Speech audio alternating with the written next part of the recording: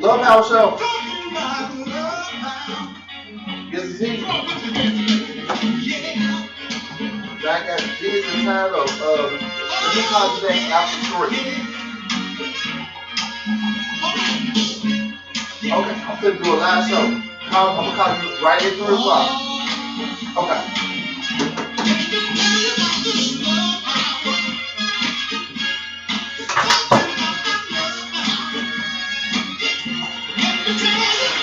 Y'all ready? Yeah. Go. And welcome to another exciting edition of the Love Power Show. Informative as well. In the studio with me today, Umar, Talut, El-Amin, Jeffrey Steele, and I'm Wallace Red, your moderator. And if you want to get on the show, be a part of the program, dial 901-327-2500. And today, we're talking about Dr. Umar Johnson's presentation on the 14th of May, where he covered a range of issues, a variety of topics and subject matter. And I like the idea that so many young people took part in the presentation. Oh, and by the way, Omar, we are postponing our youth leadership conference. It has not been canceled, only postponed, to further shape it up. Is that right, Omar? Yes, sir. A date to be announced, perhaps next Sunday. In fact, while I'm at it, next Sunday, let's talk about, is it hopeless because of non-caring? But today we're going to look at what took place. Dr. Umar Johnson said something about his shea butter people. He said something about the brothers and sisters who are conscious with the African names and the African clothes.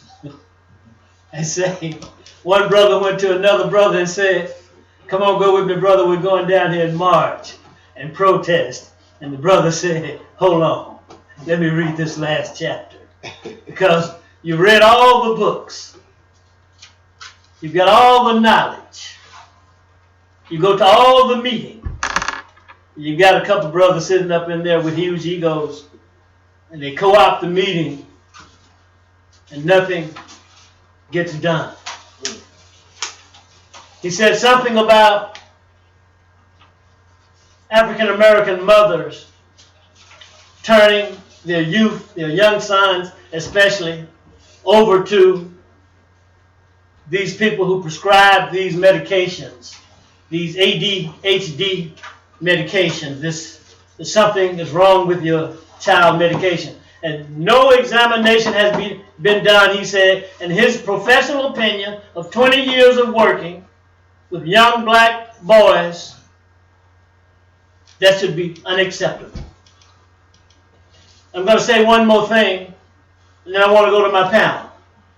The number to call is 901-327-2500. He said that when he asked young black boys what do they want to be in life growing up, they either want to be basketball players, football players, or rappers. I know I said I was going to stop right there, but one more thing. My friends at the Cleveland Street Flea Market, Lois Lomax,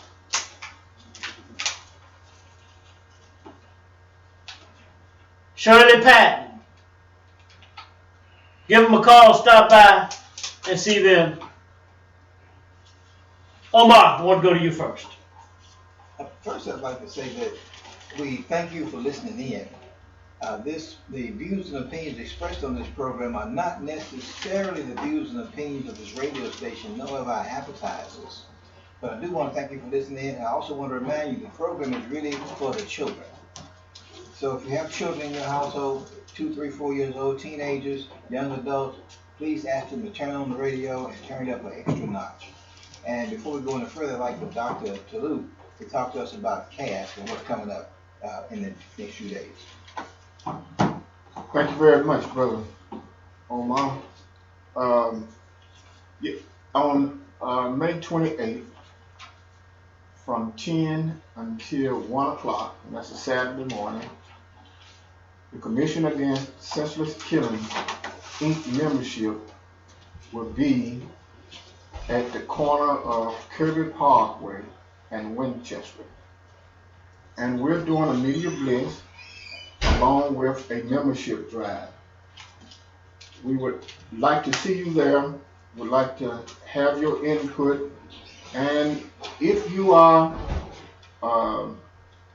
presently and organizing a group or chairman or president of a group, we would like to at this time invite you to come and coalition with us so that we collectively can solve the problem as civilized men and women with a crisis on our hand that seems to not be getting the attention that it should be getting. And we can work together to stop the carnage. Thank you very much. Jeffrey. On Dr. Umar Johnson's presentation, give us a quick overview. Take 3 minutes and give us a quick overview from your perspective. From my perspective, last Saturday, Dr. Umar Johnson's lecture. Dr. Umar Johnson always does a very outstanding job in his lectures, keeping the audience engaged and interested in his topic. And I believe the topic this past Sunday was what had to do with the education of black males and how he believes that it is very important for us as a community, as parents, as family members, to not allow our black children to be ushered into the special education system. Saying that special education system, once they're ushered into special education, then that goes along also directing them into the pipeline of the prison industry. And so he gives, his one thing I remember particularly, advice that I think is very important that parents should do when they are told that their children may be disruptive or may have a learning disorder. One key thing that I remember Dr. Johnson saying as a school psychologist is he wanted to make it clear to all parents, no matter what the principal says, what his teachers say, what the teacher's assistants say, whenever given the choice of whether you should place your child in special education, coming from a school psychologist, Dr. Umar Johnson, he says that all black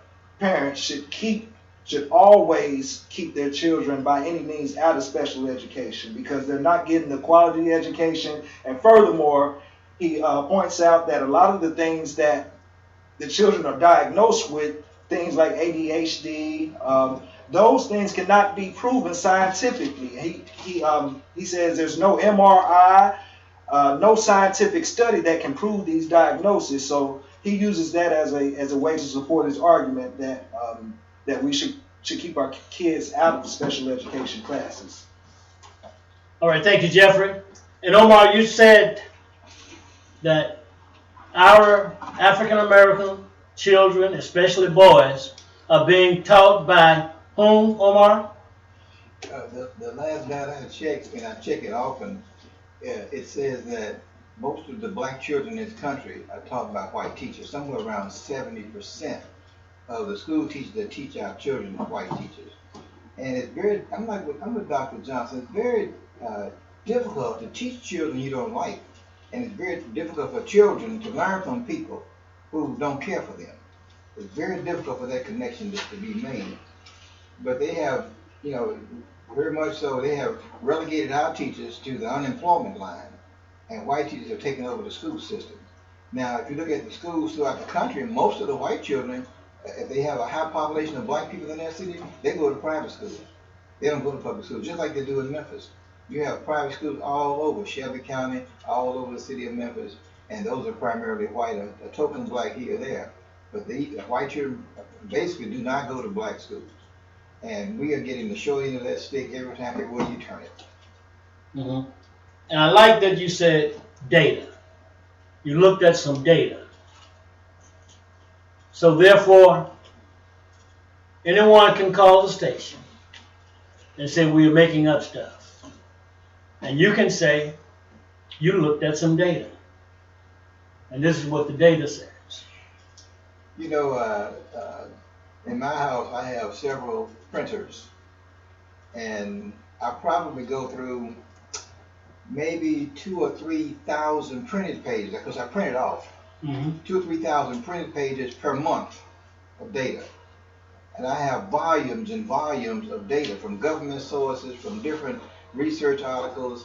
So I go by data. What does the data say? I don't want to make up anything, because I'm going to formulate my opinion based on the data. Mm-hmm. So when I speak, I can go and find exactly where I got it from, and the research and who did it. Some qualified, capable person that you trust that did it, and I can say, yeah, we can put our money on this one. And you've also said that you take a certain amount of time preparing for this show and getting your data together. At least anywhere from 2 to 4 hours a day to prepare for this 1 hour show, and I don't miss a day. Okay. I'm looking every day, because that's why I want the topic to be put out on day one, so I can know what to research for day 7 when we come together. Okay. So yeah, I'm looking, because I want to make sure that when we speak, we're speaking with actual fact. Okay. I could go on and on with that, but I won't. And Talut, have you heard anything at this point that you'd like to speak to? Hold on. Yes, I would like to say one thing about Dr. Umar Johnson. He's a realist. And being a realist sometimes, and I consider myself a realist, we're constantly under attack. Most of us prefer to hear things that we agree with, because it's about a decision-making process. We make a decision, for an example, we make a decision to turn our children over to white, Caucasian, European teachers. And then if we hear something that comes back about the negativity of doing it, most of us take it very personal and very serious. Okay. So realists do that. They look at the situation as it is, okay, and point out to us what it is that we are seeing. 90% of the time, our people are going to reject it. Another example. We can point out, a realist can point out how many people are being murdered in our community. And that is because they are realists. Killing. It is, Right. in fact, because they are realists. Yeah. Because they face reality. They're facing the reality. A body count of 100 people there, laid out. A realist can present that fact to black people. They'll try to justify it Okay. in saying, this is why 100 bodies are laying out. They shouldn't have done this. They were in the wrong place at the wrong time. They were with these people and those people. They shouldn't have been over there. They should have done this. Where's the mother? Where's the father? All this justification. Why? because they're going to close their eyes on the fact that 100 bodies are laying out dead. Okay. Thank you, Talut. Isaac, do we have a caller? Alan, All right, go ahead, Alan. go ahead, Alan. Yeah, how you doing, Mr. Red? Fantastic. Say hi to the panelists. Hello? We're here. Go ahead. We're waiting for you. Hello? They can hear you. Go ahead. Yeah, okay, y'all, how you doing to the guys? And I was listening to your show about, like, white teachers trying to teach African-American boys. We had that situation when we was in high school, junior high, too. You know that guy at Wooddale? You can't expect a black guy that didn't do nothing all year, and he said, can I go out in the hall? And the teacher said, well, no. And he said, I always wanted to jump on the teacher anyway. He's not going to be educated the last week of school. Brother OJ on WDIA said something that was profound. If you didn't talk this guy the whole school year, why would you think he's going to do anything the last week of school? A lot of these African-American guys that got all this self-hatred in their heart, that Brother Talut is right, that a lot of times you have to, I don't want to say that, a lot of teachers sometimes use common sense rather than these college education. The guy said, can I go in the hall? It's the last week of school. And the teacher got beat up. He should have used psychology. What does guy want to go outside? I can't help him. I hadn't helped him the whole year. A lot of times that mixture don't work. And a lot of these young boys are very angry. And he jumped on his teacher and he told his classmates, he always wanted to do that. He didn't go to school to learn. He wanted to be a class clown. But a black man can deal with people like that because we know how to deal with class clowns. You follow me? We follow you. Hey, Alan, thanks for your call, man. We're going to speak to that issue. Thank you for calling. And real quick, I want to announce that we are streaming live. Go to AM 1600 WMQM live streaming. And you can pick the program up right here, right now. Is that right, Jeffrey? Absolutely. You can also go to youtube.com and go to the search for the Love Power Show with Wallace Red, and you'll see uploaded the live link for the live stream.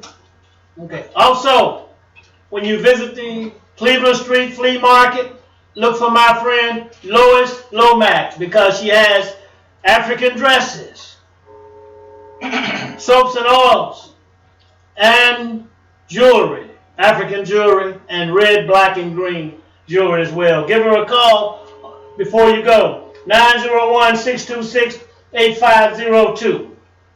See my friend Shirley as well at 901-513-3130 for all of your sewing needs, buttons, hems, cuffs, or complete outfits. Call my friend K1. K1 says mow the lawn. Good competitive prices, friendly staff, and quality work as well. Give them a call, 901-270-9080. I want to go now. Jeffrey, what do you think of the school? You spoke to the school issue, right? Dr. Umar Johnson's school, and what challenges he may face in doing that? I know the challenge that he's been having here in the United States, and he talked about it briefly, was trying to find a institution here in the United States that he could purchase. And I can't remember, did he say that school was in Virginia where he was trying to buy the property, and they wanted $2 million, and he said, well, he doesn't quite have $2 million, but saying pretty much that the school is dilapidated, and he's going to go up there later on this year and give them a final offer on that. But if that doesn't work out, he actually says he has some supporters in Ghana who will allow him to purchase property over there to build a school, and his plan would be then to ship those interested students who are here in the United States to a school in Africa. And so I guess you do, the whole point is to have an Afrocentric, well, maybe not Afrocentric, but a curriculum or education program that prepares the youth for liberation and self-determination. So I guess it really wouldn't matter where it is, whether it's here or there. But I believe what Dr. Umar Johnson is doing is creating a foundation and a blueprint for school systems, because the reality of it is one school isn't going to service all of the black kids in America who need this type of education. One school isn't going to be able to serve all those students. And so we need to look at Dr. Umar Johnson's plan for this school as a blueprint to set up on our own in our own communities ourselves, following his lead. And so we want to definitely thank Dr. Umar Johnson for having the determination to keep this dream alive with this school. Of course, this isn't anything new. This is things that what he refers to, the conscious community, have been preaching all along. We can't allow our enemy to educate our children, because they're not going to educate them. They're not going to educate them for the betterment of themselves, but they're going to educate them to help perpetuate the system of racism, white supremacy. So, Okay. Omar, you recall that he spoke to the issue of education, vocational education, as opposed to liberal arts. Recall that? And that many of us have been tricked or fooled into saying that I don't want to be no plumber. Hey man, I don't want to be on no roof. Hey man, I don't want to fix no cars. And all that. You recall? Yes. Can you speak to that? Let's look at that. And since you mentioned roofing, let me also mention my friend at Morrow Construction and Renovation. This brother put a roof on our house at $3,000 cheaper than the next lowest bid, and we didn't even tell him what the lowest bid was. We said, "What's your price?" And with quality construction and quality workmanship, look, I can't say enough about the brother. We always looking for some black contractor that can come in so we can bounce our dollars several more times before it ends up going out of our community. But please call Mara Construction Renovation. He is licensed, bonded, and insured. You can reach him at 901-607-5347. That's 901-607-5347. Mara Construction and Renovation. And as we go from there, let's look at that. Because I go to the prison weekly, and I try to get the inmates to look at the idea of opening up some kind of a business, because the jobs for ex-felons are almost next to non-existent. One of the things I encourage them to do is roofing. If you think about it, this particular job, and I'll take myself as an example. Here's a roofing job. Most contractors will charge $11,000 to $13,000. The construction materials was $4,000. The job was $8,000. So between him and his construction crew, in one day they put a roof on. So they paid $4,000 for the material, but they had $4,000 left over to divide between his company and his employees. I know he took home at least $1,000 for one day's worth of work. I can't go anywhere and make $1,000. Okay. Most doctors don't make $1,000 in a day. They may make it in a couple of days. But just think about it. If a Walmart pharmacist, she may make $500 each day. So she got to work 2 days to get that. You did it in one day. So there's nothing wrong with those skills. Somebody has to do them. And in the beginning of America's history, we did all of them. There were no skilled white people to speak of. We built everything for white people. Those were our skills. We didn't get paid for it. Those should be our skills today. Okay. And there's a brother who doesn't mind doing roofing. Yes. And many of the things, like you just pointed out, those days that we're talking, that you just mentioned, we just didn't get paid for them. Yes. The difference is today that we have to do two things, as I see it. Go to the vocational skills that pay African American good money and get paid for them. That's where we are today. We've got Kazi on the line, I think. And then Talut, I want to go to you. Come on, Kazi. Yes, sir. Thank you, Brother Kazi. Yeah. I had a tendency. Speak up, Kazi. Yeah, Speak loudly and speak into your phone. Can you hear me clearly? Yeah, that's what I'm talking about.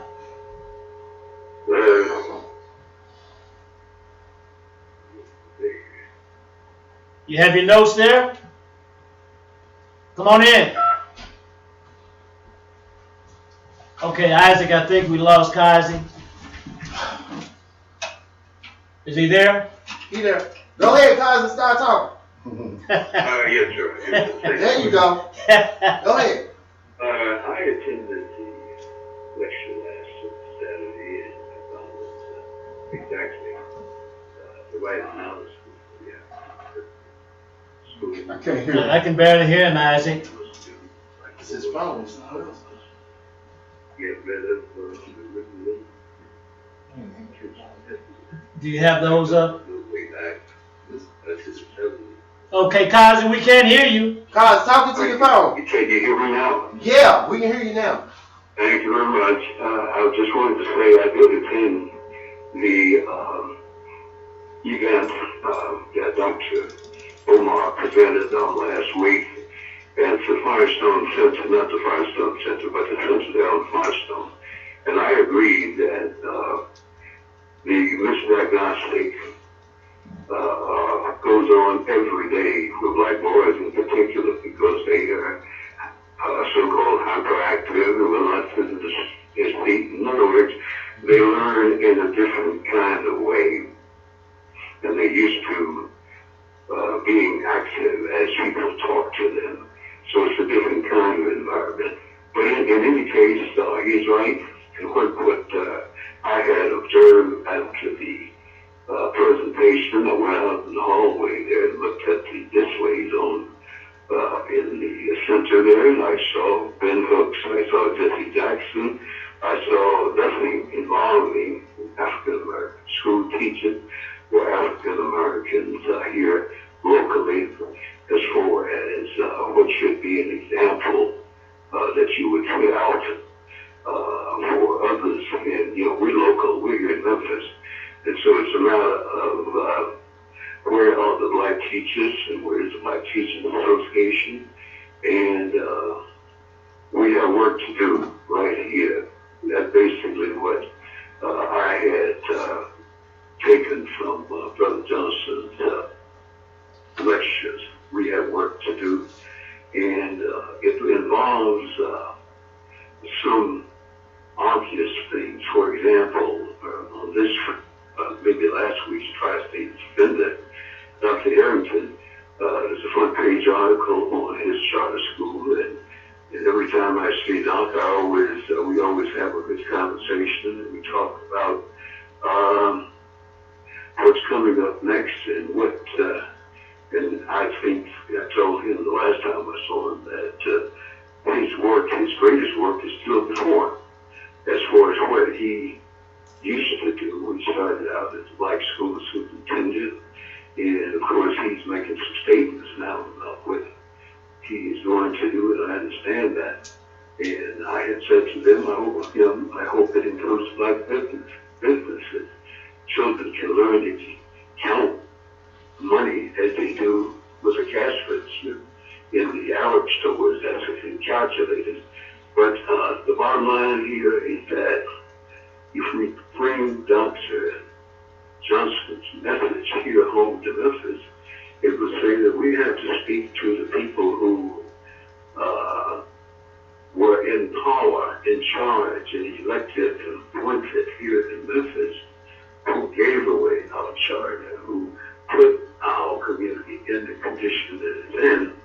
In other words, we're overdue for a record, I would say redemption or reconciliation in among the various parties in the city of Memphis. The city of Memphis has got to talk about how we came to be in this particular position with all of our children in the pipeline from Take school to 30 seconds, Kazi. Well, Take 30 seconds and wrap it up. Thank you for your call. that there were laws passed Give him 30 seconds, for the Isaac. tenure of the African Americans. Let him know he has 30 And seconds. we got to call them, Brother 30 seconds to wrap it up. to speak on this program. And let's talk to Wanda Hadley, for example, who used to be head of the Black Parents Association. Dr. Johnson is talking about that. We got to reconnect with people and not ignore them. Let them come on out, not back in the corner. And let's talk about what laws under your tenure while in office that were passed that you would, at this point, change and acknowledge that it was a huge mistake. We need some reconciliation here in Memphis so that we can go forward. We got an election coming up. Thank you, Kazi. We cannot go Thank you, on Kazi. the same Kazi. 2 or 3 parties and not talking to each other. All right, thank you for your call. Brother Kazi, thank you very much. He pointed out 2 important things. Talut.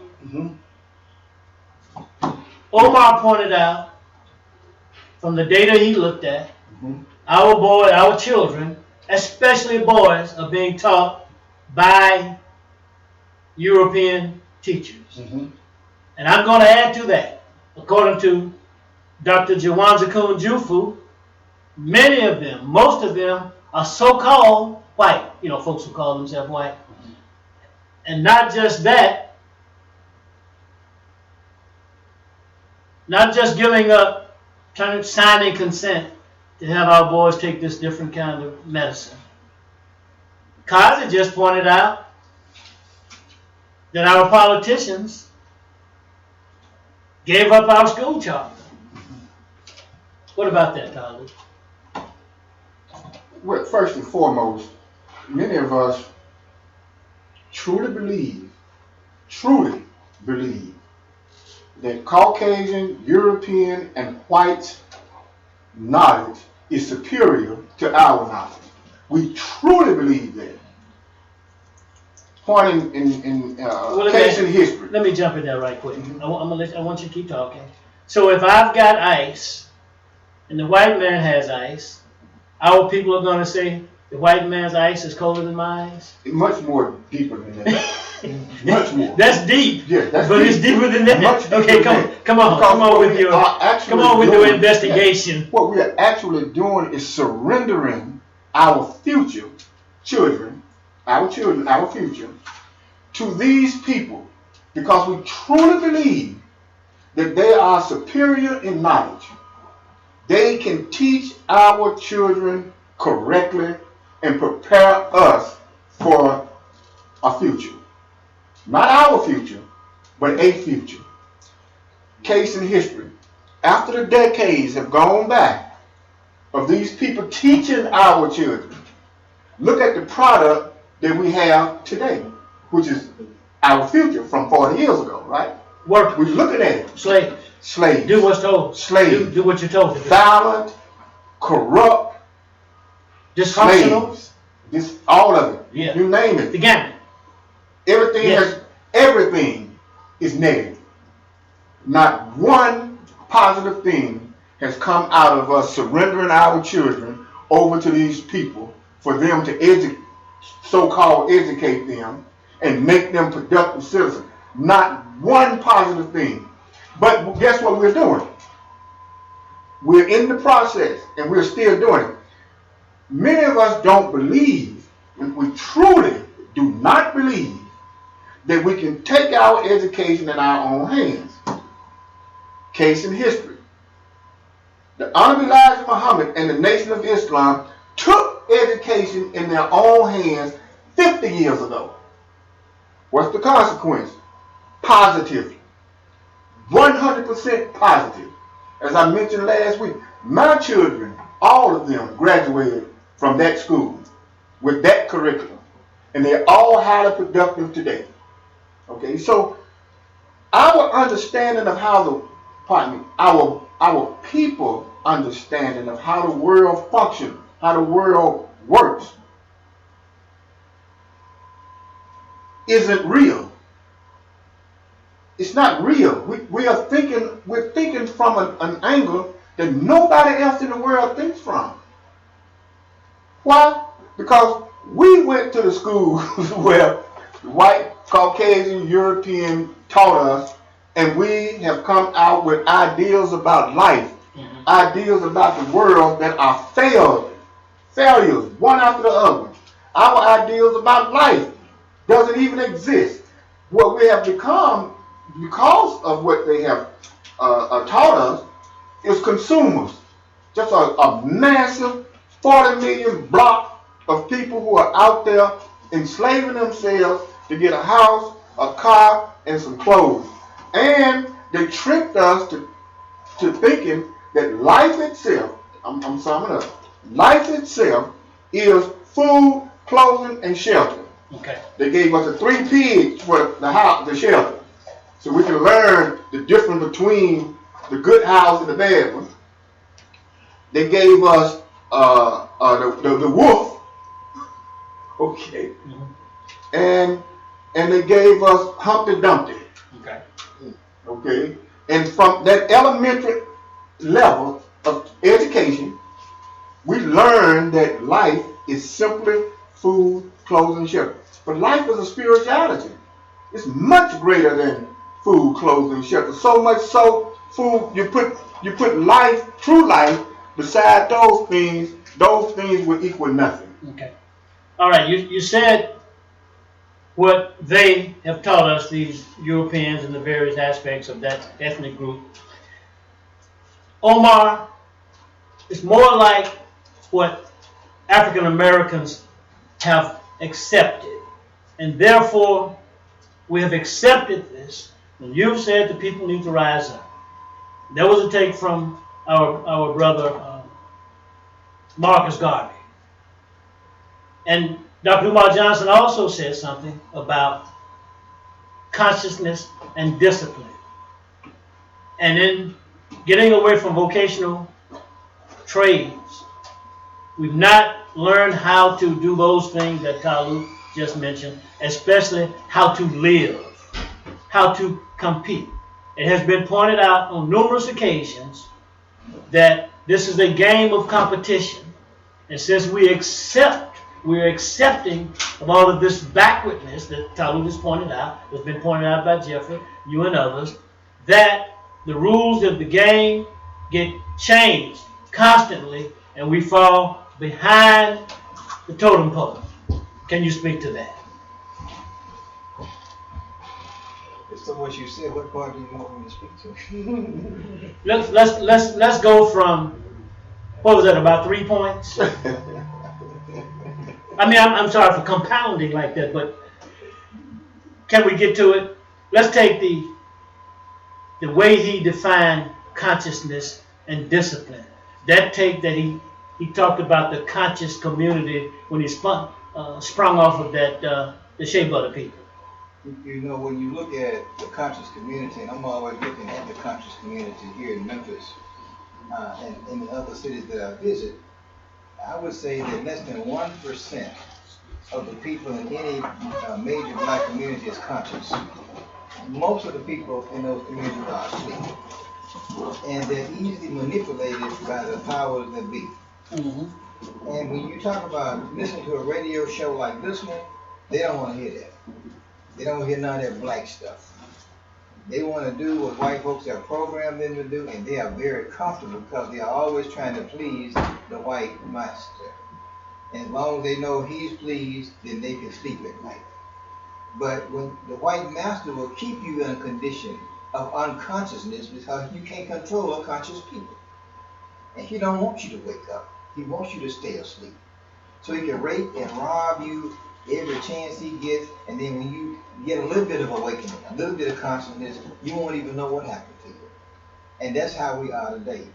Our children are in the trouble they're in now because our parents have gone to sleep. They've gone to a state of unconsciousness. And then when we wake up, they've got, not just through the suspensions, through the juvenile justice system, through the criminal justice system, they have taken everything from us, and we don't know why our children are in that predicament. Mm-hmm. So we've got to wake up, and that's why I say the blue pill and the red pill. If you watch The Matrix, they were offering this gentleman that to take the blue pill or the red pill. The blue pill will put you to sleep, so you won't have to worry about anything. You just die in just a blissful state of nothingness. Mm-hmm. The red pill, you will open your eyes and wake up, and then you know you got to do something. Right now, we are strung out on the blue pill and afraid to take the red. And you said the conscious community is less than 1%. It's less than 1%. Of that 1%, only about half of them are willing to do something. Well, that's what he pointed out. I mean, Dr. Colley quoted, he called those people that are always reading the book, He called them quotologists. You're good at quoting something, but you ain't gonna do a damn thing. Quotologist? Well, Dr. Umar Johnson said these meetings are meetings of intellectual masturbation. Exactly. Wait a That's minute. all they are. Let me read this last. Look, brother, all you got to do is change your diet. Exactly. And you won't have to go down there and march and protest. Madness. Right. So, what about discipline? He talked about discipline. You know, in the black household, discipline has gone out the window. When I see children 4 and 5 years old with cell phones, and I'm trying to, I don't have games on my cell phone. I don't play games. The cell phone is a business device. Mm-hmm. It's an emergency tool Mm-hmm. to get me from point A to point B, whether it's a trip I'm taking or it's a conversation I'm trying to have with somebody. But it's not a toy. If you want your child to have a toy, go to the toy store and get them a toy. Okay. Don't have them to think the cell phone is a toy, an instrument for that kind of thing. But in the household, there's no more discipline. Okay. Children do pretty much what they want to do. Back in my day, when it was time to go to church, everybody went to church. The rats, the cats, the dogs, the bugs, everybody. You didn't have a choice. Right. Nowadays, they walk by the church. Do you want to go to church? No, they want to play, Grand Theft Auto. Mm-hmm. They don't want to go. So you give a child a choice at that age. What choice can he make? He can't make an intelligent choice. He can make a mature choice. But you give them a choice, and as a result, they learn how to make poor choices. Mm-hmm. When it comes to homework, a lot of these teachers don't give to the students homework because they feel they're not going to bring it back, or the parents are not going to help it. So they don't give much homework. Back in my day, we had homework. Okay. I brought every book home every day because I had homework in every one of them. And when dinner was served, everyone sat at the table at the same at the time family. and had dinner. Yes. Family. Yes. So that brings in the topic, Talut, the question of family and a time to discuss important matters. And while you're at it, talk about discipline. And Jeffrey, I want to ask you when Talut finishes, let's take 3 minutes, we're coming up against, and then 30 minutes to wrap up, about was that directed at those who call themselves leaders, conscious, and disciplined, and all that? And let's say something about what we need to do about it. Talut. Well, I tell you what my mother did for us. My mother was, I would like to call her a politician. Okay. Because as far back as I could remember, she placed us as little children at her feet and read the newspaper to us. And as we got older, we were able to dialogue with her about things that we read in the newspaper. That happened all of our lives. Mm-hmm. My mother, I asked her once during the days of discord, the days of civil unrest, I said, Mama, are you going to join the march? And she said, boy, what's wrong with you? Of course I'm going to take part in the march. Mm-hmm. Okay? So she primarily spend a great deal of time helping us understand what society is and how society functions. Okay? I don't know of anybody else that actually did that, okay, to their children. I really don't. I've never heard anybody else say anything remotely close to it. Okay. Okay. But the problem is for all of us, as a matter of discipline, we really don't understand what that actually means. Okay? We have a rewards and punishment system, okay, that comes from days of old. It really come off the plantation. Beat him to death if he doesn't do what you tell him to do. Okay, as they said in scripture, spare the rod or whatever. Yeah, have that thing go. Mm-hmm. Okay. And very little rewards. Okay. And that comes from the old days. That comes from, 100 years back. We haven't changed that yet. But we really got to understand what discipline really is about. Again, we just turn our children loose, black people do, black Americans, across this country, all 40 million of us. We just let those children go because we're still passing them on to Caucasian, European, and whites as the best examples. Okay? And the best examples are those examples that we see on television and in movies, where the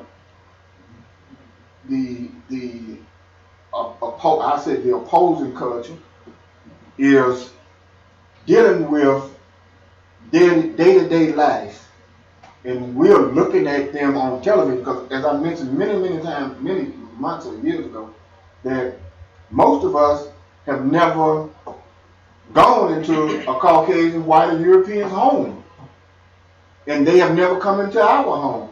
So basically what we're doing is mimicking what we see them do in movies, TVs, and these types of things, which are totally a fantasy. And No we're trying real to research. make it real. We're trying to make that stuff real. Yeah, no real research or investigation has gone on, has taken place. No.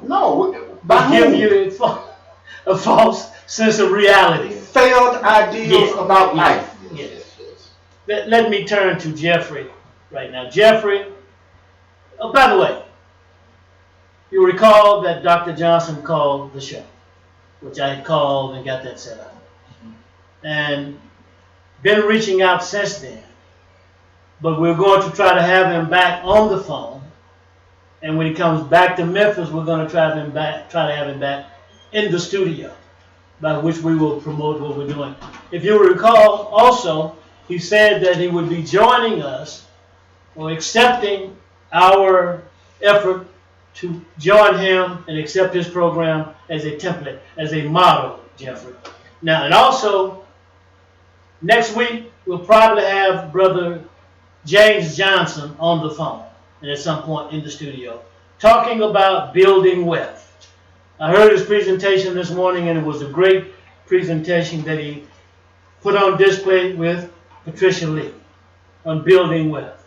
So we're going to be looking at those two entities to bring in to the Love Power Show program. Okay? Now, Jeffrey, what I got out of his definition, well, first of all, my understanding of discipline comes from the word disciple, who's a student. Now, he said something like that, but not exactly. And a student is someone who studies and learns how to live and compete. That's what a student does. But he pointed out that consciousness and discipline essentially is a form of taking action. And his presentation led up from what he pointed out, did not give the African American community the fullness thereof. Is a partial quote from the Bible. What was your take on that, Jeff? I'm glad that he hit on that point because I remember when I was in school, we did it was a black psychologist, a black psychology class. And we talked about the music on the radio, particularly rap music, because back then, I think the whole idea, I think it was the early 2000s, that whole conscious rap movement came out. And she had asked the class to come and, bring their examples of this type of quote-unquote conscious rap music. I had a very close friend of mine that I actually went to school with in Murfreesboro, Tennessee, but he's actually from Memphis. He's actually doing radio now as well in Nashville, Tennessee. But he used to always say, Jeff, I don't understand what you're talking about, conscious rap. Isn't it all conscious? What is this conscious? What does it mean? What does consciousness mean? Yeah. Well, Dr. Umar actually hit on that a little bit on Saturday, last Saturday, and the whole conscious.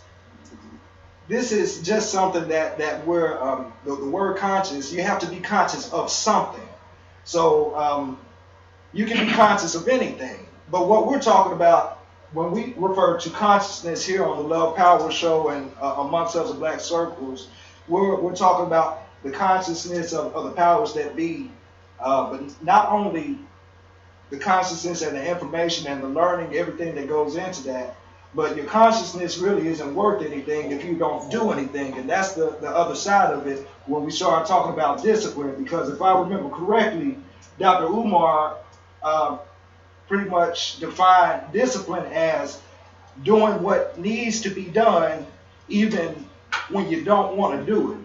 So then you got to ask the question, when you have all these so-called conscious people or this so-called conscious community, what is this so-called conscious community doing for their community, to better their community? And I think we need to move past this idea or looking at people who refer to themselves as conscious as are, because all that, it doesn't mean a hill of beans if we're not solving our problems. You said something that time. Something that really stands out and really effective. We're coming. And by the way, June 4th, doors open at 2:30. Manefa Production brings Oswald Kwesi and Manira Kwesi to the Martin Luther King Center at Bill and Danny Thomas. Danny Thomas and Bill. Is that right? All right. Thank you for a profound statement, Jeffrey. Oh, and by the way, Isaac, we thank you for being here. We've got a little less than 10 minutes left. Brother Kokayi, Yes. come on in with something very fiery and profound.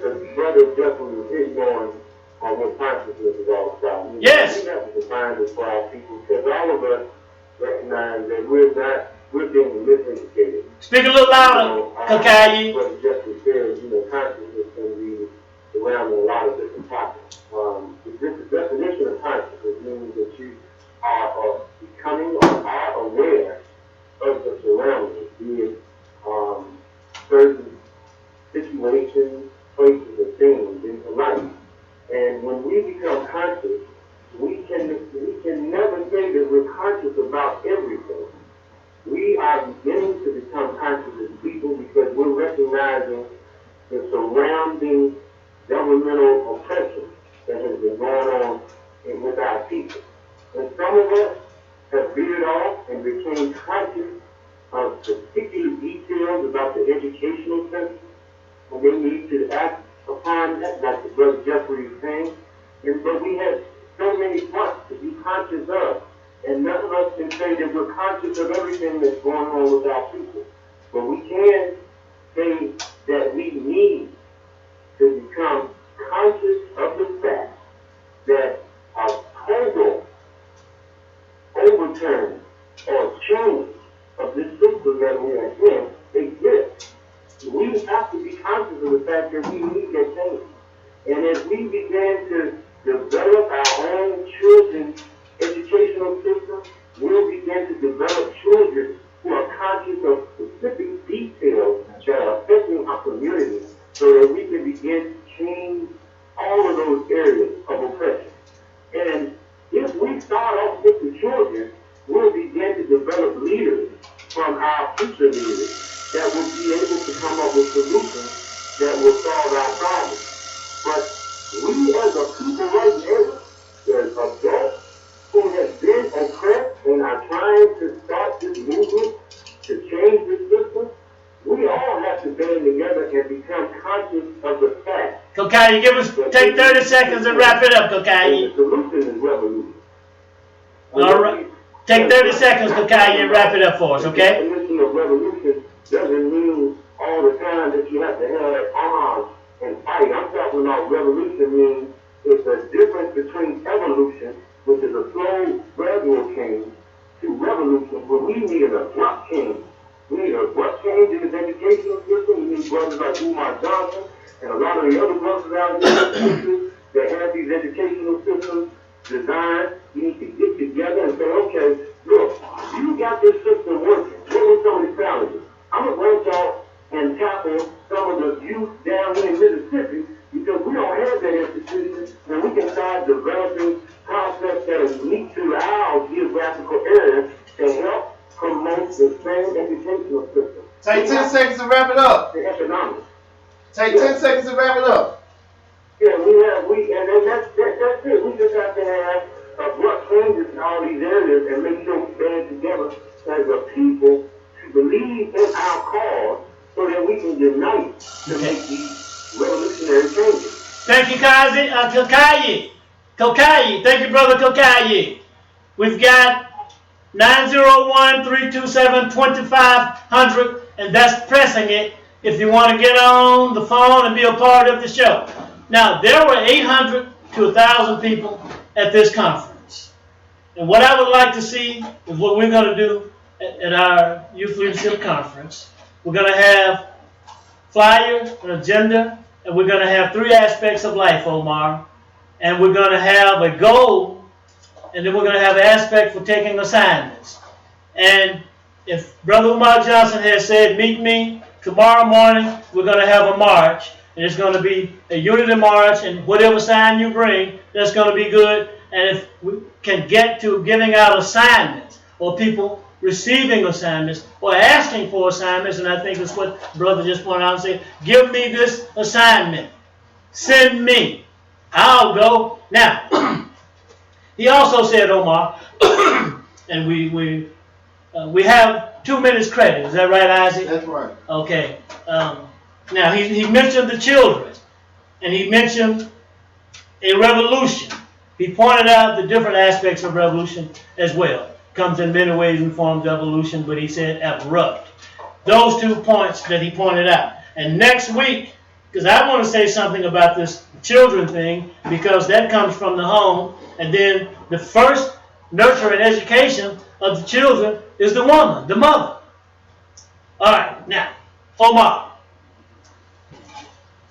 Children in education. You know, when you look back in the day that Dr. Blue was talking about earlier with his children going to Clara Muhammad School, they actually arrested the Honorable Elijah Muhammad for having children taken out of the public school and put into the Nation of Islam school. He was actually put in jail for that. Because you're taking children away from the devil school system and put them into a school where you will have children that will be very much conscious of what's going on in the world and will actually do something about it. And you couldn't afford to do that.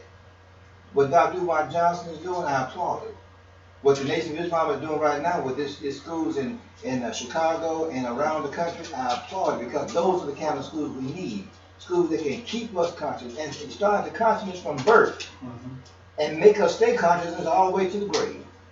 The reason we're in the condition we're in now is because we are totally unconscious. We are being controlled and manipulated by a system that has nothing in it for us but our free sweat, our free labor, and anything else they can suck out of our blood. Okay. So we got to do what he's talking about. We got to do what Jeffrey's talking about. We got to do what Dr. Luke's talking about. We got to do what the Nation of Islam is doing. Okay. We got to make it happen like that. I think you spoke to both elements of Kokayi's point, and saying that relative to the children and revolution as in change. That's our future. We Right. ain't got no future without them. We have 3 minutes left. So let's take a minute apiece and 30 seconds to wrap it up. Brother Talut El-Amin. Thank you. Our number one problem is, as a people, all 40 million of us, we're divided in so many spectrums and so many sectors. You know, we're just totally divided, and we have no clue on how to bring about the unity. We are touching on all kinds of things. All kinds of people are out doing things and saying things and come over here, come over there. But we're all just spread out and divided as if though someone has taken a knife and cut our people up in thin slices and threw the slices out in the universe off the space shuttle somewhere.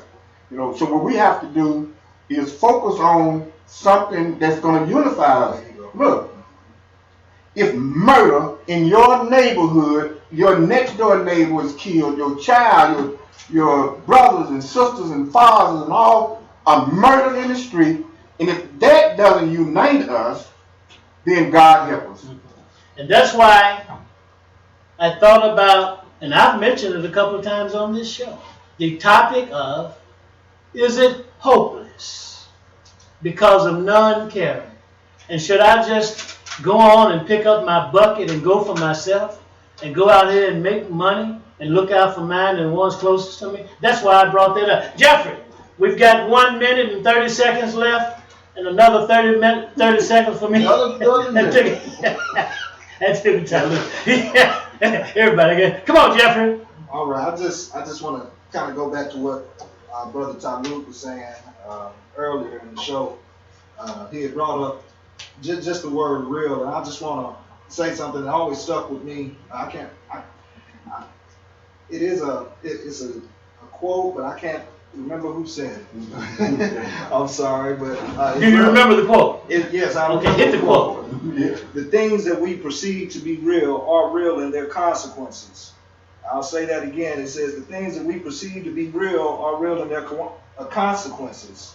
So what we're facing here in 2016 is, as people refer to themselves as Black or African American, for the most part, we bought into the values and the beliefs and the reasoning and the rationale and even the mind of a culture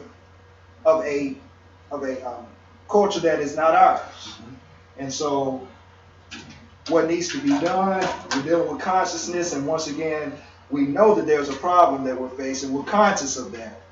But we have to discipline ourselves to do something about that problem. And just to tie that last little quote in, we have to begin to define our own reality so our children can perceive something different, so their consequences can be better than ours.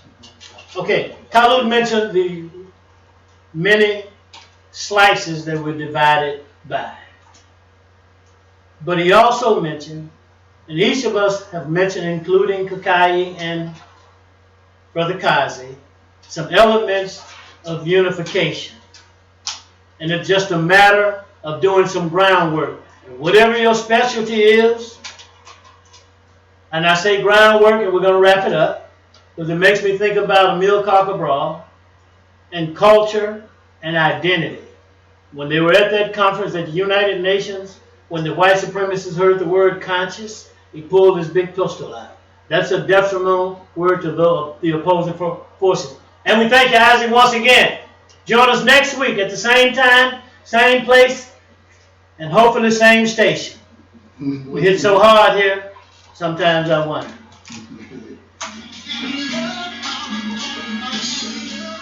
I was looking at MSNBC last night, locked up. Yes. And they were talking about the